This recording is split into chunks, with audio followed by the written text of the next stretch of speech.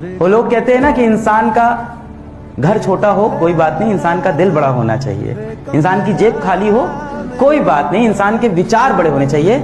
ये बात सिर्फ कह रही है दुनिया, मान नहीं रही है। हर इंसान को जब मौका मिलता है ना, वो आपको जज करता है आपके पहनावे पे, आपके जूते पे, आपके घर पे, आपकी गाड़ी पे। जिसके पास पैसा है उसके सब करीब है, उसका कोई नहीं है जो यहाँ गरीब है, खाली है दुनिया। ये रातों की जो तुम नींदें खराब करके पढ़ाई कर रहे हो ना, एक दिन आएगा जब तुम बोलोगे यार शाबाश क्या करा है यार, मजा आ गया।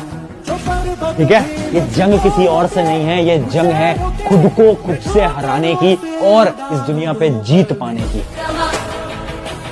अब ये बहाने नहीं कि भैया ठंड बहुत हो रही है, भैया नींद बहुत आती है, भैया सुबह नहीं जल्दी उठा जाता, भैया रात को नहीं पढ़ा जाता।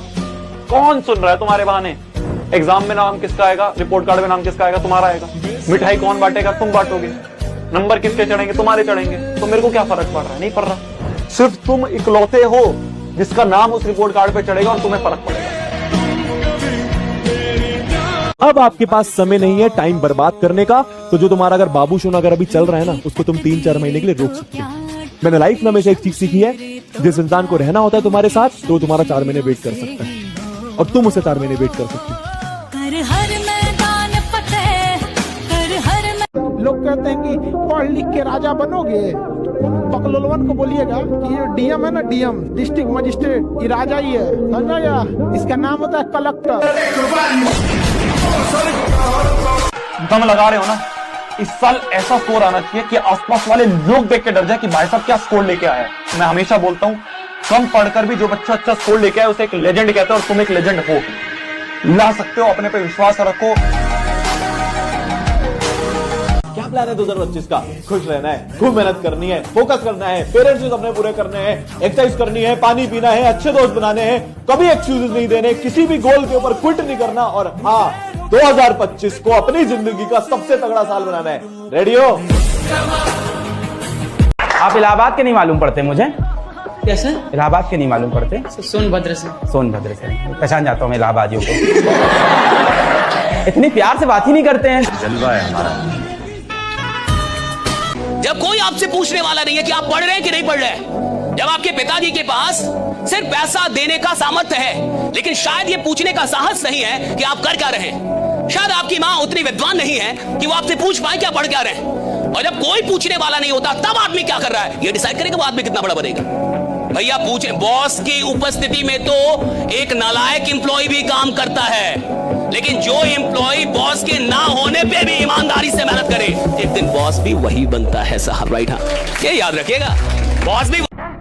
गोल अगर है कि नहीं भैया यार कोई बात नहीं, पूरे साल बर्बाद हो गया, इस जनवरी से कम बैक करना है, अगर ये गोल है ना तो लगना पड़ेगा 10-12 घंटे, लगना पड़ेगा उस लक्ष्य के लिए कि भाई 90% तो 95% लेके आना। लड़का को जिस दिन बहुत ज्यादा टेंशन हो जाएगा ना, वो अकेलापन पसंद करता है। ये ह्यूमन टेंडेंसी है। लड़का को जिस दिन बहुत टेंशन होगा ना, वो अकेले में भागेगा और चुपचाप वो अकेले रहना चाहेगा। उस समय वो डिस्टर्बेंस खोजता ही नहीं। तो मैं इसी के साथ मैं आपको कुछ बोलना चाहूंगा, और इस बात को मेरे लिए हमेशा जीवन में उतार करके रखना, मैंने इसको बहुत माना है, मेरे लाइफ में बहुत महत्वपूर्ण रहा है ये, और आप भी इसको फॉलो करना। हो सके तो अपने स्टडी टेबल पर लिख करके इसको चिपका लेना कि जैसी सोच रखोगे वैसी स्थिति आ जाएगी। ध्यान से सुनना मेरी बात को, कि जैसी सोच रखोगे वैसी स्थिति आ जाएगी, जैसी स्थिति चाहते हो वैसी सोच रखो। अगर मेरे भाई आईएएस बनना चाहते हो ना, तो आईएएस वाली सोच रखनी पड़ेगी तुम्हें यहाँ पे। ठीक है? जिस दिन आपको डर लगने लगेगा ना कि बहुत पढ़ना है, समझिएगा आप सफलता के रास्ते में। जिस दिन डर नहीं लगेगा ना आपको, अरे हो जाएगा मेरा, आप भी जाएंगे होलसेल में। क्योंकि सफलता इतना कठिन परिश्रम मांगती है कि अच्छा इंसान डर जाता है। और लड़की देखने जाना मत, और जब भी लड़की देखने जाओ तो शीशा भी लेकर जाओ। एक बार लड़की को देखो, एक बार अपना भी शीशा चेहरे में देखो। हिंदुस्तान में लोग लड़की देखने जाते हैं, इतनी औकात है तुम्हारी, लड़की देखने जाओगे? जब किसी लड़की के बाप से दहेज मांगो तो यहाँ मत्थे पे लिख के जाओ, अपने मत्थे पर, अपने पापा के मत्थे पे, कि हम भिखमंगे, हमारे अब्बा भिखमंगे। लड़की वाले तो देना ही चाहते हैं, उनसे क्या मांगना, लड़की तो दे ही रहे हैं सर। और किसी का जीवन ले लोगे? और आजकल के तो माँ बापों से बिल्कुल नहीं मांगना चाहिए सर। वो बाप अपना पूरा जीवन लगा देता अपनी बच्ची को पढ़ाने में। और लड़कियों से मैं कहूंगा कि अगर तुम दहेज प्रथा को खत्म करना चाहती हो तो जम कर पढ़ो, तुम दहेज लो, बेरोजगार लड़कों से शादी करो, हाउस हस्बैंड का कॉन्सेप्ट शुरू करो। कितना क्या चाहिए इनको? लड़कों को 1 पैकेट बड़ी गोल्ड फ्लेक बस महीने में दे दो 5,000 10,000 रुपए। ये ले जरा, ये ले। है नहीं मालकिन नहीं, हाँ ये ले 5,000 रख ले, गोल्ड फ्लेक मंगा लेना।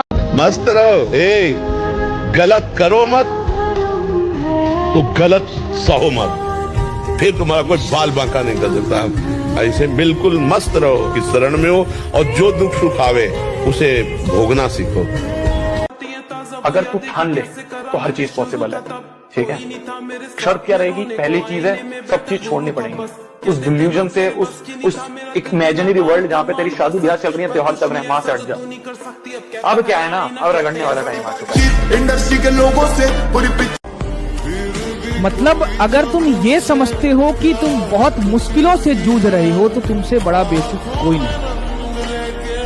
अपनी असल जिंदगी बाकी है जीने को। जब शादी हो जाएगी, जब बच्चे हो जाएंगे ना, सुनना ध्यान, तो बच्चा कभी भी बीमार पड़ जाएगा, वाइफ कभी भी बीमार पड़ जाएगी, मम्मी पापा तुम्हारे बूढ़े हो जाएंगे। ये कठोर सच्चाई। तो सबको आपको ही देखना पड़ेगा। कभी भी कुछ भी हो सकता है, ये आपको ही समझना होगा। अभी कम से कम शायद तुम्हें बस पढ़ाई करनी है, वो तुम नहीं कर पा रहे। लाइफ में आगे जाकर बहुत मुश्किलें आने वाली हैं, बर्बाद हो जाओगे, ये सच है। कुछ चीजों से कभी मत भागना, मैं तो पूरी जिंदगी परेशान रहूंगी। अच्छे बनने की कोशिश मत करना, कभी अपने आप को कुछ साबित मत करना कि मैं झूठा नहीं हूँ। मैं झूठा ही हूँ। अपनी कीमत इतनी बढ़ाते चले जाओ पर डे, बस उसी पे काम करो कि तुम्हारे बिना भगवान भी मर जाए, भगवान को तुम्हारी जरूरत पड़े कि फला आदमी को लेकर आओ। सपने का मतलब जिसका रास्ता ही ना बताओ, सपने का मतलब जिसमें डर लगे कि ये मेरे से कैसे होगा, मेरे जैसा आदमी कैसे करेगा इसको, मेरी औकात नहीं है ये। और अगर आपको ये लगता ही नहीं है तो अभी आप सपना देख ही नहीं रहे। सपने का मतलब है जहां मुझे डर लगना चाहिए कि मैं यहां तक कैसे जाऊंगा, मैं कैसे पहुंचूंगा, मुझसे कैसे होगा। और अगर कोई सपना मुझे डरा नहीं रहा, अगर कोई सपना मुझे ललकार नहीं रहा, तो साहब वो सपना है ही नहीं। सपना वो होता है जो मुझे ललकारे, मुझे डराए और बोले कि तुम्हारी औकात हो तो मेरे तक पहुंच के जाओ। ठीक है, तो एक बड़ी प्यारी सी लाइन आप लोग को सुनाएंगे मेरे भाई की, उड़ान तो भरनी ही है चाहे जितनी बार गिरना पड़े। उड़ान तो भरनी ही है मेरे भाई, चाहे जितनी बार भी गिरना पड़े। सपने तो पूरे करने ही है, चाहे रातों में नींद कम करना पड़े। तो ये 5 मिनट पढ़ाई करके निकाल लोगे क्या तुम? ये है क्या तुम्हारी तपस्या यार? ऐसे करोगे क्या उन रिश्तेदारों का मुंह चुप? बताओ, ऐसे होंगे क्या वो रिश्तेदार चुप जो तुम्हें देख के खिल्ली उड़ाते थे, जो बैठ के तुम्हारे परिवार की खिल्ली उड़ाते थे, गरीबी का मजाक उड़ाते थे?